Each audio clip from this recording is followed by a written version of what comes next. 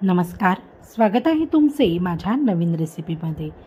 आज आपण एकाच मिश्रणापासून डोसा, उत्तप्पा, नंतर अप्पे आणि इडली असे 4 पदार्थ बनवणार आहोत। तर हे एकच मिश्रण जर आपल्याकडे बनवलेले असेल तर आपण हे 4ही पदार्थ एका वेळेला बनवू शकतो किंवा रोज एक पदार्थ बनवून खाऊ शकतो। तर चला मग सुरुवात करूया आपल्या रेसिपीला। तर यासाठी मी मेजरिंग कपने 4 कप तांदूळ घेतलेले आहेत।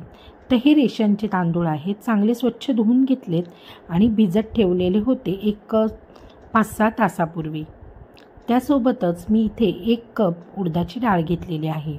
आता तुम्ही इथे मेजरिंग कपऐवजी कोणतीही एखादी वाटीसुद्धा सेट करू शकता।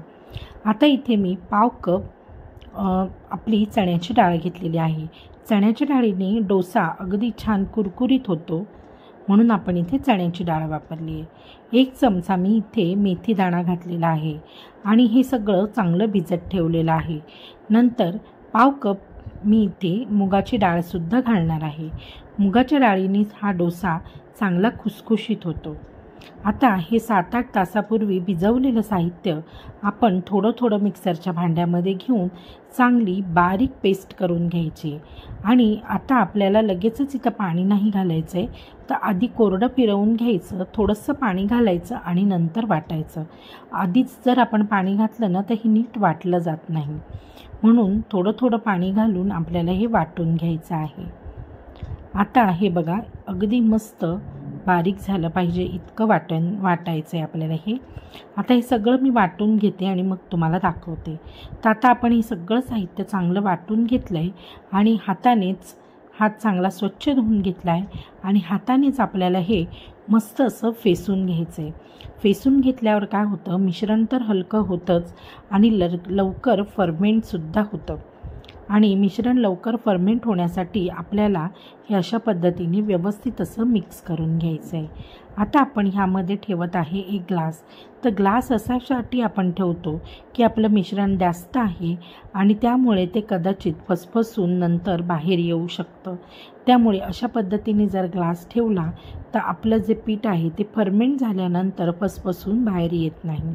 आणि या कुकरची शिट्टी आणि रिंग काढून घेतली आणि रात्रभर आपण हे मिश्रण चांगलं फर्मेंट करून घेतलेलं आहे। आता हे मिश्रण अगदी छान असं फर्मेंट झालं आहे। आता या ग्लासावरचं पूर्ण जे पीठ आहे हे आपण काढून घेऊया आणि नंतर मी तुम्हाला दाखवते। तर तुम्हाला दिसतच असेल की आपलं पीठ अगदी मस्त फर्मेंट झालेलं आहे। आता थंडीचे दिवस आहे, त्यामुळे मी जो तांदूळ भिजवताना एक 7-8 तासापूर्वी भिजत घातलेला, पण एक 3-4 तासामध्ये सुद्धा तांदूळ चांगला भिजतो। पण आपण उन्हाळ्यामध्ये, पण थंडीचा दिवस असल्यामुळे थोडा जास्त वेळ आपल्याला हे फर्मेंटसुद्धा करावं लागतं आणि भिजवताना सुद्धा थोडा वेळ जास्त भिजवावा लागतो। आता त्यातलं पीठ मी थोडं काढून घेतलं आहे आणि अर्धं करून घेतलं आहे। तर एका भांड्यातल्या जे पीठ आहे त्याचं मी बनवणार आहे इडली आणि एका भांड्यामध्ये जे पीठ आहे त्याचे मी बनवणार आहे अप्पे। तर आता हे जे मोठ्या भांड्यातलं पीठ आहे त्यामध्ये मी थोडंसं मीठ घातलेलं आहे। आपण इथे 2-3 चमचे पाणीसुद्धा घालायचं आहे, कारण हे मिश्रण अगदीच घट्ट आहे आणि नंतर चांगलं फेसून घ्यायचं आहे। आता जर तुम्हाला इथे इनो किंवा सोड्याचा वापर करायचा असेल तर इनो किंवा सोड्याचं पाऊचसुद्धा तुम्ही इथे घालू शकता। अगदी पाव चमचा इनो किंवा सोडा आपल्याला इथे वापरायचा आहे आणि चांगलं फेटून घ्यायचं आहे एकाच दिशेने, म्हणजे आपले जे इडल्या आहेत त्या छान फ्लफी अशा तयार होतील। तर मी दोन्ही भांड्यांमध्ये जे आपण प्लेट्स आहेत त्याला छान तेल लावून घेतलं आहे आणि त्याच्यामध्ये एक करून इडलीचं बॅटर आपण भरून घेतो आहे। खूप छान आणि स्पॉन्जी अशा ह्या इडल्या तयार होतात। आता ह्या दोन्ही डिश आपण उचलूया आणि इडलीच्या भांड्यामध्ये आपण जे पाणी उकळवून घेतलं आहे त्या भांड्यामध्ये एक एक करून आपल्याला ही डिश ठेवून द्यायची आहे आणि 1-10 मिनटं आपल्याला ह्या इडल्या स्टीम करून घ्यायच्या आहेत. आता आपण झाकण घट्ट लावून घेऊया आणि इडल्या मस्त स्टीम करून घेऊया. आपल्या इडल्या स्टीम होत आहेत तोपर्यंत आपण अप्पे करून घ्यायचे आहेत. तर अप्प्यासाठी आपण इथे एक छोटा बारीक चिरलेला कांदा, एक हिरवी मिरची बारीक चिरलेली आणि कढीपत्त्याची पानं कापून घातली. हवं असेल तर थोडीशी कोथिंबीरसुद्धा घालू शकता. चवीपुरतं मीठ घालून चांगलं हे मिश्रण आपल्याला ढवळून घ्यायचं आहे. आता हे मिश्रण मला थोडंसं घट्ट वाटतं आहे, त्यामुळे मी ह्यामध्ये 1-2-3 चमचे पाणी घालून घेते. आता पाणी घालून घेतलं आहे आणि मस्त असं मिश्रण आपल्याला फेटून घ्यायचं आहे चांगलं, म्हणजे आपले जे अप्पे आहेत ते छान हलके आणि फ्लफी असे तयार होतील. आता तुम्ही इथे सुद्धा सोडा किंवा इनोचा वापर करू शकता. तर आता आपण एक एक करून आपल्या अप्प्याच्या भांड्यामध्ये हे अप्पे घालून घेऊया. तर अप्प्याचं भांडं छान तापवून घेतलं आहे, त्यामध्ये थोडं थोडं तेल घातलं आहे आणि अशा पद्धतीने मागून पुढच्या बाजूला, म्हणजे आधी जे बाहेरच्या बाजूने अप्प्याचे पात्र आहेत त्यामध्ये घालायचे आणि नंतर आतल्या बाजूने आपल्याला मिश्रण घालायचं आहे.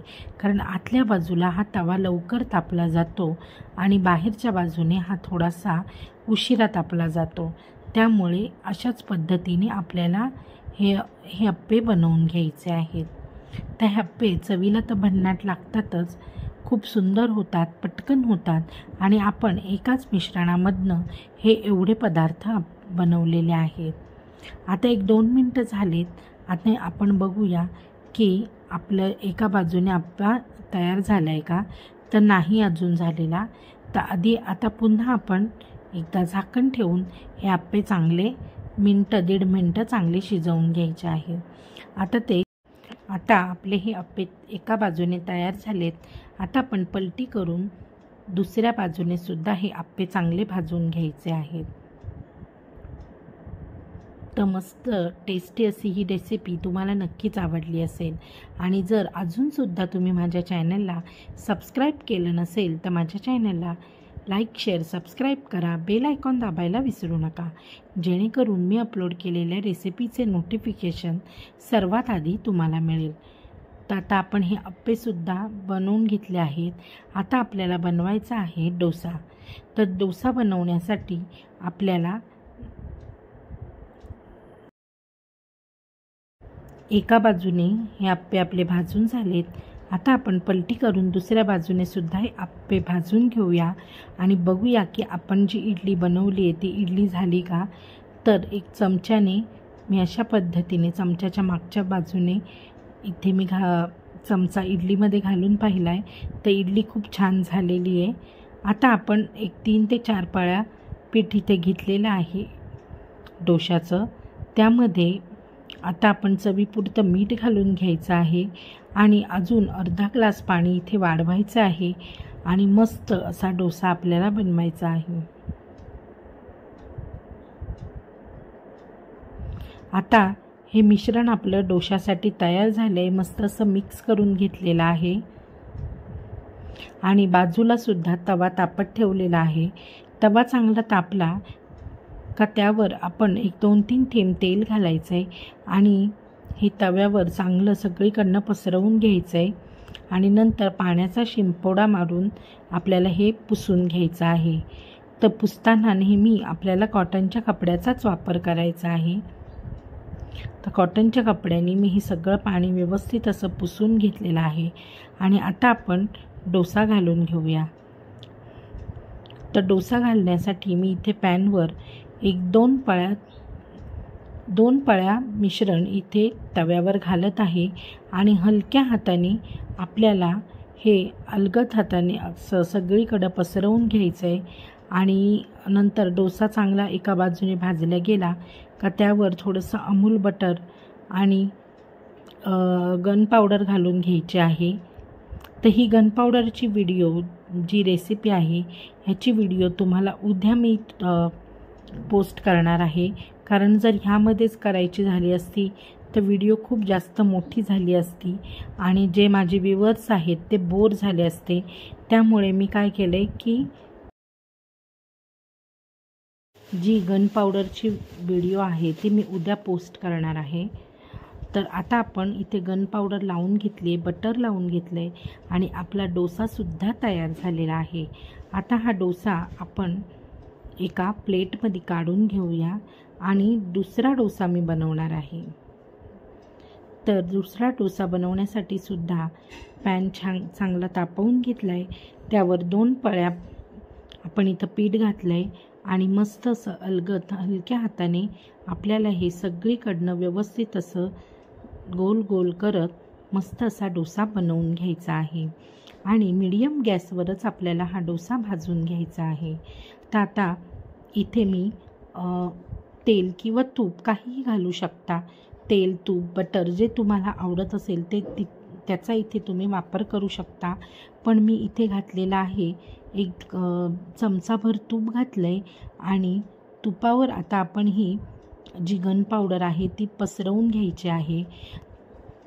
ही बघा अशा पद्धतीने गन पावडर पसरवून घ्यायची आणि मस्त हा डोसा मस्त असा सर्व करू शकतो आपण। आता हा डोसा तुम्ही बटाट्याच्या भाजीबरोबर सांबारसोबत किंवा अगदीच असाच सुद्धा हा डोसा खूप छान लागतो। तर तुम्ही अजूनसुद्धा माझ्या चॅनलला सबस्क्राईब केलं नसेल तर माझ्या चॅनलला सबस्क्राईब करा, लाईक करा आणि शेअर करा। आणि माझ्या जर ह्या रेसिपीज तुम्हाला आवडत असतील तर नक्की तुमच्या मित्रमैत्रिणींना नक्की शेअर करा। तर दुसरा डोसासुद्धा मी बनवून घेतलेला आहे आणि तो सुद्धा मी प्लेटमध्ये काढून घेतलेला आहे। आता आपण इथे प्लेटमध्ये अप्पेसुद्धा काढून घेऊया आणि आपण जी इडली बनवली आहे ती इडलीसुद्धा आपण ह्या डिशमध्ये काढून घ्यायची आहे आणि आपली ही जी इडली डोसा आणि अप्पे ह्याची प्लेट आपण सर्व करून घेऊया।